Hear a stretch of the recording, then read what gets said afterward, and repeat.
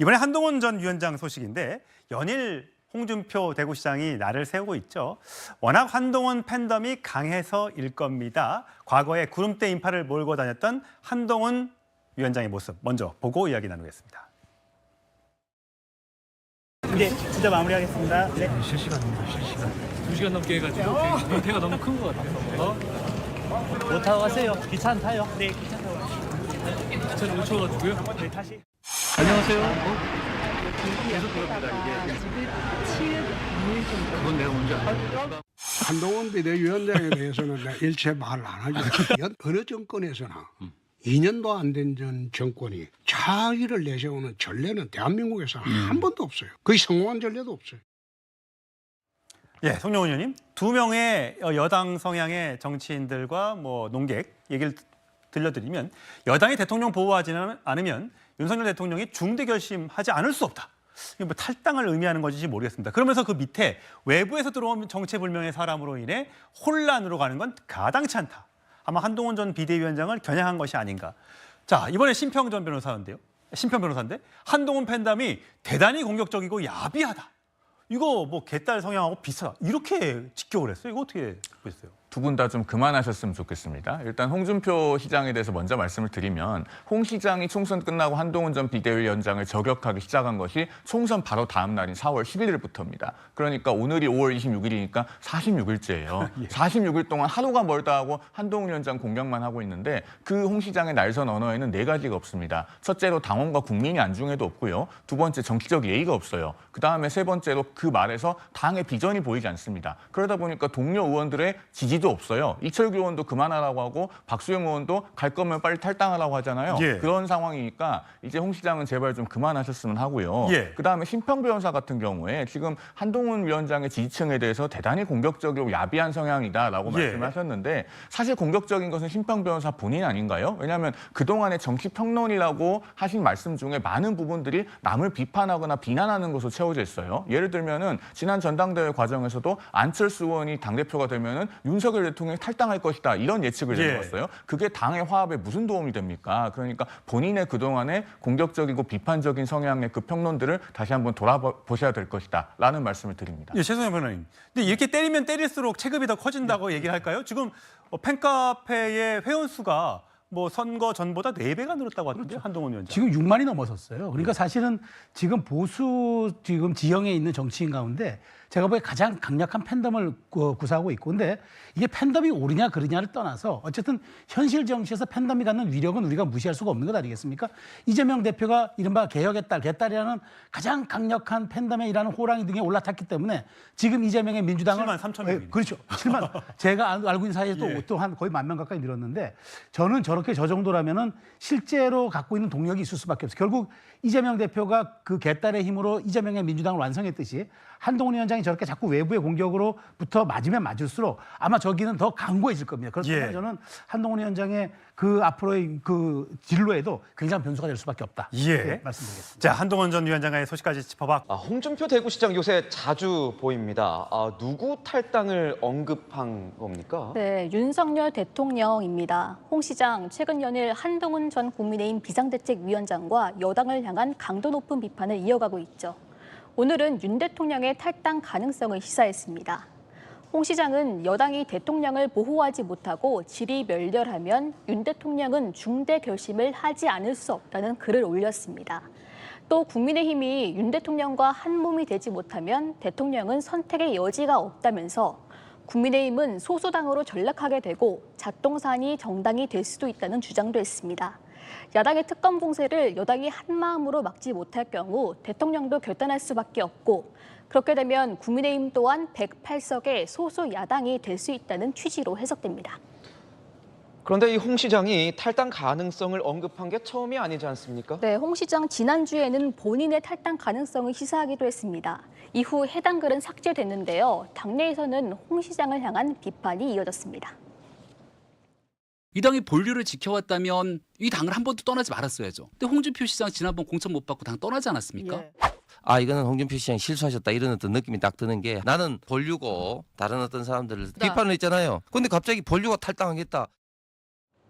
하지만 제가 취재해보니까 친윤, 친한 모두 대통령 탈당 가능성에는 선을 긋고 있습니다. 그렇군요. 홍준표 대구시장이 또 최근 한동훈 전 위원장을 연일 비판하고 있습니다. 그 이유에 대해서 설명을 했는데 특정인을 연일 비판하는 건 대선을 의식한 게 아니라 또다시 생길 수 있는 갑툭튀를 막자는 것이라고 얘기했습니다. 자, 갑툭튀. 그러니까 갑자기 툭 튀어나왔다는 뜻인데 이렇게 한 전 위원장을 계속해서 저격하는 이유 도대체 뭐라고 생각하십니까? 아무래도 갑툭튀, 그러니까 사실은 이제 경쟁 관계에 있는 거죠. 저기서 말하는 갑툭튀라는 것은 갑자기 툭 튀어나왔다 이런 취지잖아요. 그런데 당대표 후보들을 향한 소리는 아닌 것 같고 대선 후보잖아요. 그러니까 또다시라는 것은 이전 갑툭튀는 이제 현 윤 대통령을 말하는 거죠. 당상을 오래 안 하고 갑자기 튀어나온 이제 나와서 대선 후보가 돼서 대통령이 됐다 이런 취지이기 때문에 저는 이제 홍준표 그 대구시장 입장에서 보면 상당히 그 본인의 대선 이 판을 짜고 있다라고 보여지고요. 그 대선판 짜는데 크게 기여할 분들이 사실은 당대표잖아요. 그러니까 본인의 당대표 런닝메이트를 지금 구하고 있다라는 생각이 드는 거죠. 그러니까 한동훈 전 비대위원장이 수도권이기 때문에 수도권에 있는 다른 중진들을 당대표 런닝메이트를 구해서 본인은 이제 TK니까 이런 식의 지역 분점식의 어떤 대선 구도를 만드는 그런 차원이 아닐까 싶어서 말씀은 사실은 이제 뭐 대선 얘기를 안 하시지만 실제는 대선 얘기를 하시는 거고 저 부분은 뭐 특별히 문제가 없어요. 본인이 대선의 뜻이 있으면 그런 설계를 하는 거죠. 그러나 그 설계 과정에서 특정인에게 과도한 비난 쪽에 말씀 주시는 것은 당 전체의 국민적 신뢰를 잃기 때문에 그 부분만 조심해 주시면 되겠다 싶습니다. 그러니까 지금 대선 경쟁자이기 때문에 저렇게 비난하는 거다? 저는 일관되다고 봐요. 왜 그러냐면 지금 갑툭튀가 지금 말씀하셨다시피 1번은 지금 윤석열 대통령을 이야기하는 거예요. 이 두 번째라는 이야기인데 그때 2022년에 대선 후보 경선을 치열하게 했잖아요. 윤석열 후보하고. 그때 홍준표 후보가 일반 그 국민에서는 한 20% 정도 앞섰어요. 한 10% 정도 앞섰어요. 일반 국민 여론조사에서는. 그런데 당원 투표에서 20%를 져가지고 후보가 안 됐거든요. 그런데 본인은 그때도 계속 이야기했죠. 자기가 홍준표 시장 자기가 당의 주인인데 쭉 이어왔는데 갑툭튀가 이제 윤석열 대통령이 됐던 거예요.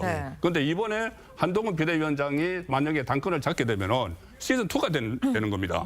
그러면 본인이 다시 그런 그 나중에 대선 후보 경선에 나갔을 때 일반 국민에서는 본인이 여론을 더 많이 받고 지지를 더 많이 받는데 당원에서 질 수가 있다는 이야기예요. 그래서 저는 처음부터 계속 한동훈 비대위원장을 공격을 하는 이유는 당심이 한동훈 위원장에게 쏠리는 것을 막기 위해서 갑툭튀 그러니까 당원들 입장에서 그 한동훈 전 위원장은 갑툭튀다 그 이야기를 하고 있는 거죠. 지금 야당 쪽에서 보시기에는 사실 아무나 갑툭튀한다 그래서 이렇게 주목을 받고 지지를 받을 수는 없거든요.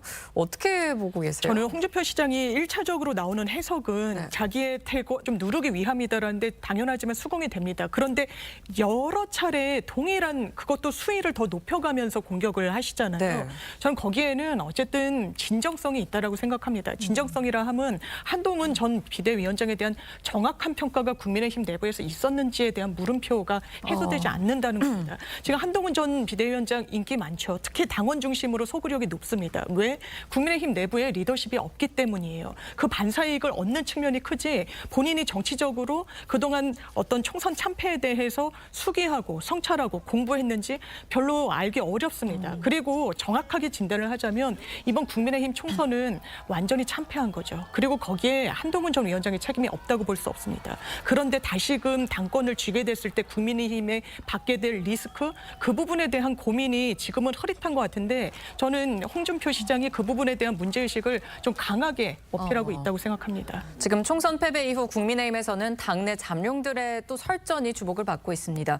홍 시장을 선두로 한동훈 전 위원장과 유승민 전 의원 그리고 오세훈 서울시장까지 SNS를 통해서 지금 해외 직구 규제 관련해서 좀 날선 비판을 하고 있어요.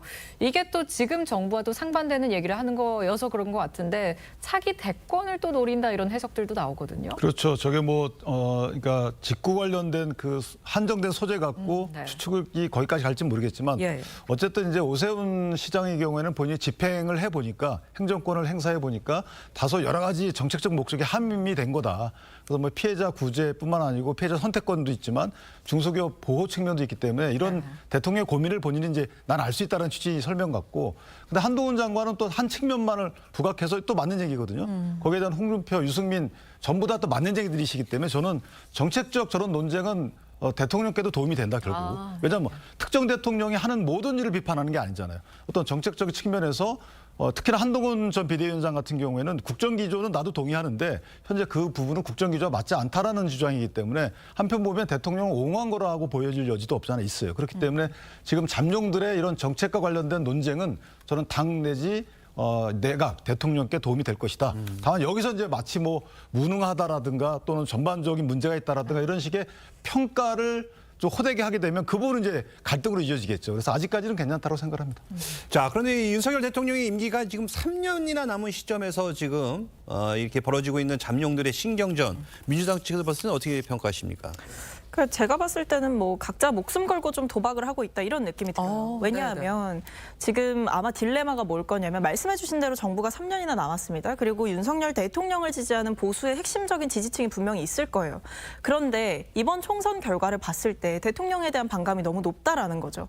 그래서 결국에 다음 대선이나 중요한 이제 정치적 자리를 갈 때에는 결국 중도, 수도권 민심을 잡아야 되는데 이걸 잡으려면 대통령과 대립각을 세울 수밖에 없다는 겁니다. 그래서 제가 앞서서 목숨 건 그 도박을 하고 있다라고 말씀을 드린 이유는 이게 자칫 잘못하면 보수의 배신자 프레임을 맞게 될 수가 있는 거고 또 한편으로는 영웅 프레임을 갖게 될 수 있는 거예요. 네. 그런 의미에서 지금 대권 잠룡 주자들의 주장도 조금씩 다르지 않습니까? 대통령을 옹호하는 여론도 있고 대립각을 세우는 여론도 있기 때문에 아마 이 하늘 아래 두 개의 태양이 있을 수 없다라는 것을 받아들이고 각자 어느 쪽에 올인하느냐 이게 달린 것 같습니다.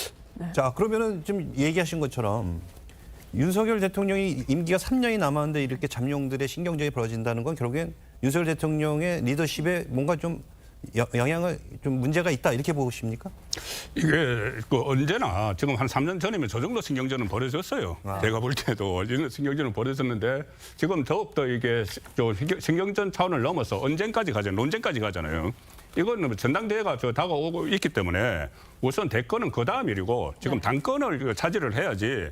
조금 전에 말씀드린 대로 이 당심을 얻어야지 대선 후보도 될 수 있는 것이기 때문에 그 이제 당권이 다가와서 저렇게 신경전을 정책을 놓고 막 벌이는 것처럼 보이지만은 평상시에는 그 있는 일이고 앞으로 정치 일정을 또 감안을 해야 돼요. 정치 일정이 2년 후에 지방선거까지 사실상 선거 없습니다. 재보선 같은 거는 좀 두 번이나 한 번 정도 있을 수 있지만은 선거는 정치 일정이 없는 상황에서 당권을 가지고 있어야지 다음 대선에 가지 2년 동안 그냥 그 밖에 있어가지고는 대권에 가기가 어렵거든요. 그래서 지금 당권 경쟁을 치열하게 신경전을 벌이다 보니까 그게 마치 이제 자기 대권 경쟁처럼 이렇게 그런 부분이 없지는 않지만은 그게 다가 아니죠. 일단 당권인데 당권을 누가 잡느냐에 따라서 윤석열 대통령의 지도력, 리더십에 좀 흠집이 생길지 아니면 그 시너지 효과가 날지 그건 이제 다르죠. 누가 잡느냐에 따라서. 알겠습니다.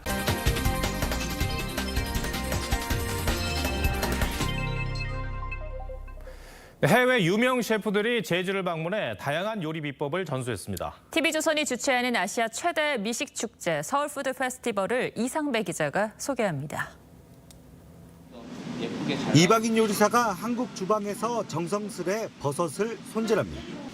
버섯은 식초와 방풍나무를 만나 프라이팬에 익혀지고 이내 멋진 프랑스 요리로 변신합니다. 버섯의 제왕으로 불리는 프랑스 미슐랭 3스타 셰프 레지스 마콩 부자가 만든 식초향을 머금은 한국풍 버섯 요리입니다.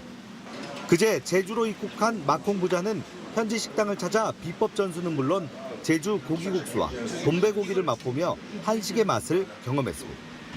Yeah, so this restaurant experience was amazing. It was really good. I really loved the kind of soup with the squid. A little bit spicy, but I like it. 한라산 산자락에서 자연 그대로의 환경에서 자란 친환경 식재료들이 가득합니다. 천혜의 자연에서 얻은 나물과 버섯에선 고유한 향과 맛이 그대로 배어 있습니다. 모든 식물이나 과일들은 일교차가 심하면 그 과일의 독특한 향이 강하거나 하는데 여기 작물들이 그런 거예요. 한라산에서 자란 유기농 식재료들은 서울 푸드 페스티벌의 셰프들을 통해 최고의 요리로 재탄생됩니다. 제10회 서울 푸드 페스티벌 개막일인 24일부터 양일간 펼쳐졌던 스페인 핀초 푸드 파티 올라바스크는 이틀간 300여 명의 참석자들이 몰릴 정도로 큰 인기를 끌었습니다. TV조선 이상배입니다.